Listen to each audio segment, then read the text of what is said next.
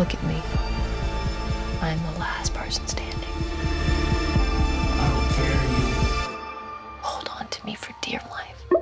Salut tout le monde, c'est Alexandre et aujourd'hui je vais vous parler de Malcolm and Marie. C'est le nouveau film de Netflix qui est réalisé par Sam Levinson et avec Zendaya et John David Washington. Alors pour vous faire un petit pitch rapide sur Malcolm and Marie, c'est l'histoire finalement de Malcolm et Marie, c'est assez simple, qui reviennent de l'avant-première du film de Malcolm, qui est un cinéaste, et ils attendent avec impatience les critiques de la part des journalistes, mais aussi ils savent que le film a plutôt été très bien reçu de la part du public. Sauf que pendant qu'ils attendent les critiques, le couple va commencer à s'engueuler en fait, et ils vont retracer leur relation, retracer leur couple, retracer leur amour, savoir ce qui va, savoir ce qui va pas, et se dire de très belles choses ou de très mauvaises choses entre eux.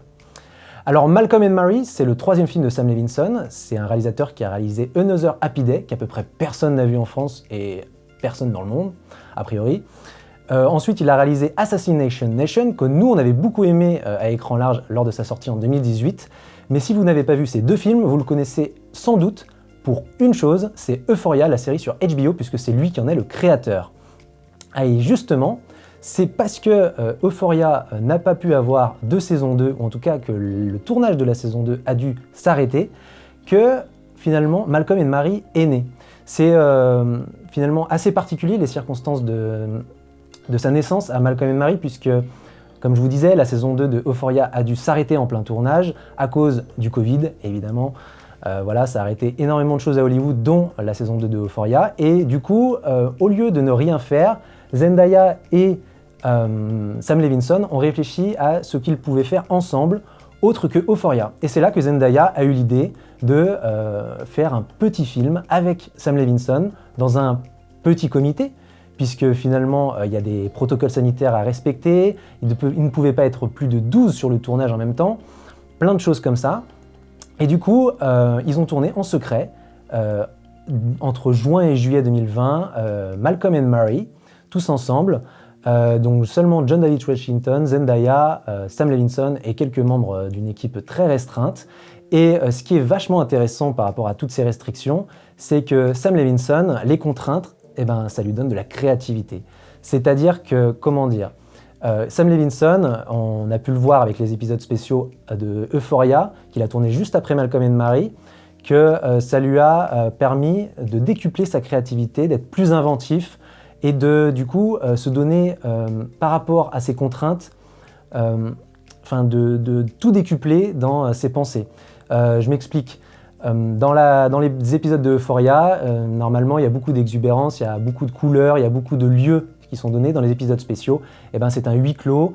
Dans celui de Rue et sur celui de Jules, c'est un épisode qui se consacre beaucoup plus aux pensées de l'héroïne et qui divague entre ses pensées, etc. Mais tout se passe souvent en huis clos, enfin surtout en huis clos. Rue, c'est dans un diner. Jules, c'est lors de son rendez-vous chez la psy.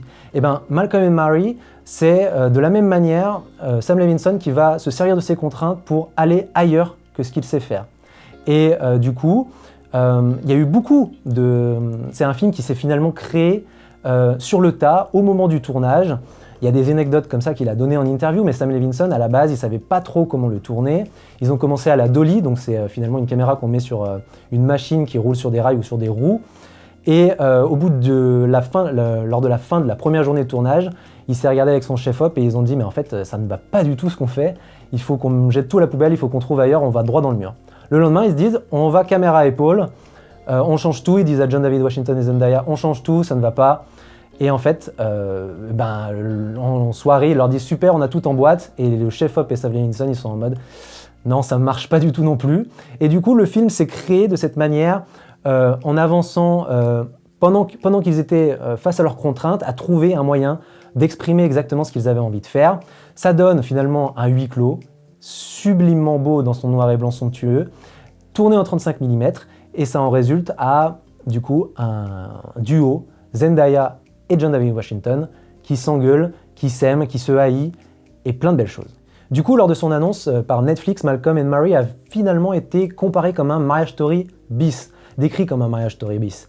Et il y a un peu de ça, c'est un couple qui s'entre-déchire et qui est plus capable de communiquer, et ça dure durant tout le film.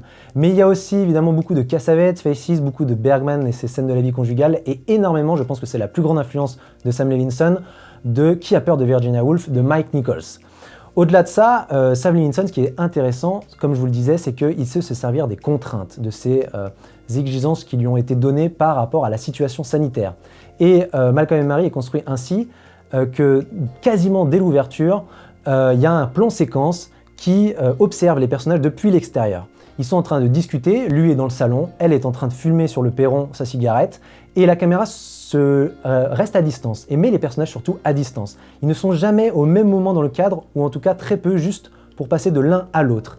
Et ce qui est vachement intéressant avec cette ouverture en plan séquence, c'est que ça va être toute la note d'intention du film. C'est-à-dire que les personnages sont capables de communiquer, mais ils sont capables de communiquer à distance, quand ils sont loin, quand ils réussissent à cohabiter, c'est quand ils ne sont pas à côté. Et à partir du moment où Zendaya va avoir fini sa cigarette, Mary va avoir fini sa cigarette, et qu'elle va fermer la baie vitrée, la caméra va être orpheline des deux personnages, elle va devoir rentrer à l'intérieur de la villa, et là, la caméra va commencer des gros zooms, des gros plans sur les personnages, à commencer à les rapprocher. Et évidemment, quand il y a des rapprochements, des zooms, que les personnages sont enfermés dans le cadre, qui commencent à étouffer, à être enlisés, enfermés, et bien finalement, il y a de la friction et forcément ils implosent. Et c'est là que la dispute commence entre eux, que le torrent de haine, de toxicité, de tourments, d'amour, plein de choses, qu'ils vont commencer à se balancer ça à la gueule parce que la caméra, elle peut plus faire autrement. Il y a beaucoup de jeux de miroir dans Malcolm & Marie, souvent dans l'idée que en fait, ils se parlent sans jamais vraiment se regarder, ou en tout cas, il y a beaucoup d'apparence entre les deux personnages, et c'est, je trouve, la meilleure partie du film, toute cette relation toxique entre les personnages, toute la manière dont ils parlent de leur jalousie, de leur admiration, de leur amour, de leur haine, de leur dévotion mutuelle, etc. Et je trouve que c'est la meilleure partie du film parce qu'elle est extrêmement prenante, extrêmement fatigante. Fatigante pas dans l'idée d'être ennuyeux, mais plutôt d'être genre accablante pour le spectateur qui est essoufflé avec les personnages, qui rentre vraiment avec eux. C'est harassant, c'est fascinant finalement de les voir se disputer, et je pense que c'est la meilleure partie de Malcolm & Marie. Mais au-delà de ça, Malcolm & Marie, c'est pas seulement la dispute d'un couple par rapport à leur propre couple. Non, au-delà de ça, c'est pas seulement un Qui a peur de Virginia Woolf bis, même si, on va pas se mentir, l'affiche de Malcolm & Marie dit quand même beaucoup de choses sur la manière dont ça a été une grande influence, puisque l'affiche est quasiment la même que le film de Mike Nichols. Bref, revenons à Malcolm & Marie, c'est aussi un film qui parle beaucoup de l'art, de la critique. Le personnage de Malcolm, joué par John David Washington, il attend une chose, c'est de savoir ce qu'ont vont écrire les critiques sur son film. Et donc il est dans l'attente de savoir ce que la critique de Los Angeles Times, notamment, attend de son film.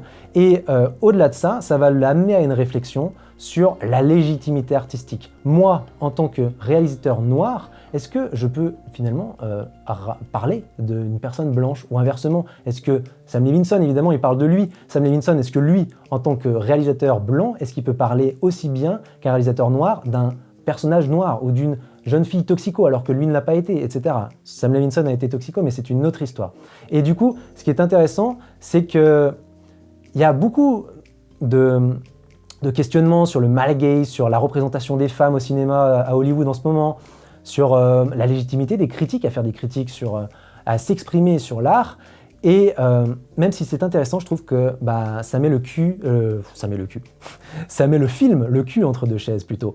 Et ce qui est vachement intéressant, c'est que le film est riche, mais ça coince pour moi. C'est-à-dire que le film jongle habilement entre les thématiques, beaucoup de thématiques sur l'art et beaucoup de thématiques sur l'idée du couple, et essaye parfois de les mettre ensemble.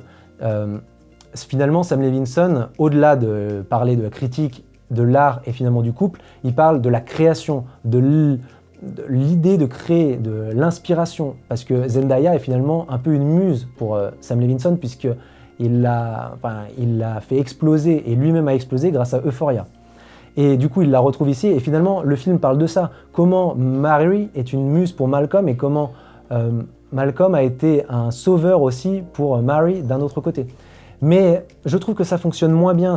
Toutes les questions intimistes fonctionnent extrêmement bien entre eux. Tout ce qui part de la critique, je trouve que c'est finalement beaucoup de choses à dire de la part du film, mais je n'en retiens pas grand-chose d'intéressant, et je trouve ça dommage. Du coup, avec seulement 2 acteurs au casting, et ben évidemment, il fallait une excellente direction d'acteurs, et Sam Levinson ne rate pas le coche parce que c'est un excellent directeur d'acteurs, on a pu le voir dans Euphoria, et alors avec Zendaya, encore une fois, il réussit à la sublimer dans n'importe quel plan, et Zendaya est évidemment une excellente actrice, donc elle réussit absolument tout ce qu'elle fait dans Malcolm and Marie, et ce qui est vachement intéressant avec son personnage, qui est une ancienne toxico qui a réussi à s'en sortir grâce à Malcolm, c'est que c'est finalement un peu une rue dans Euphoria, dans le futur, dans quelques années, quand elle aura évolué, quand elle aura progressé et quand elle aura réussi à sortir de la spirale infernale de la drogue.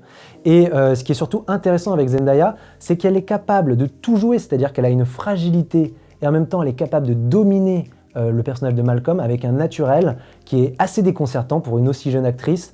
Tout le monde parle de Zendaya comme la jeune actrice qui a joué dans les Disney Channel, etc. Non, Zendaya, ce n'est plus ça. C'est l'actrice qui joue dans Euphoria, c'est l'actrice qui va jouer dans Dune. Et dans Malcolm and Marie, elle confirme que c'est une grande actrice. Et puis, en face d'elle, il y a John David Washington. Moi, je le trouve qu'il est moins bon, mais c'est aussi peut-être parce que toute sa partition tourne autour de l'idée de la critique, et c'est la partie que j'aime le moins du film. Et je trouve aussi surtout qu'il est un peu dans le surjeu par moment. Alors, ça tourne évidemment à cause de son personnage qui est outrancier, qui est extrêmement égocentrique, c'est vraiment un personnage assez détestable, et forcément il est exubérant, il a besoin de tout le temps parler de lui, tout le temps parler de ce qu'il fait et non pas de ce que les autres font pour lui, et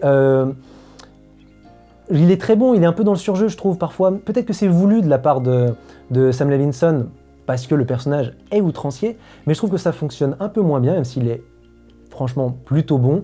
Et puis il a surtout de très beaux monologues. Moi je pense à un monologue sur la critique qui se passe à moitié en extérieur quand le couple est un petit peu apaisé à un moment donné, et surtout à un autre dans la salle de bain où il est en train de dire ses 4 vérités au personnage de Mary, interprété par Zendaya donc, et c'est à la fois touchant et à la fois extrêmement rude, extrêmement dur. Et du coup, je trouve que le duo fonctionne parfaitement. Il y a eu beaucoup de polémiques par rapport à la différence d'âge entre les deux comédiens. Il y a 12 ans d'écart entre les deux. Mais je trouve pas que ça soit un problème par rapport au film.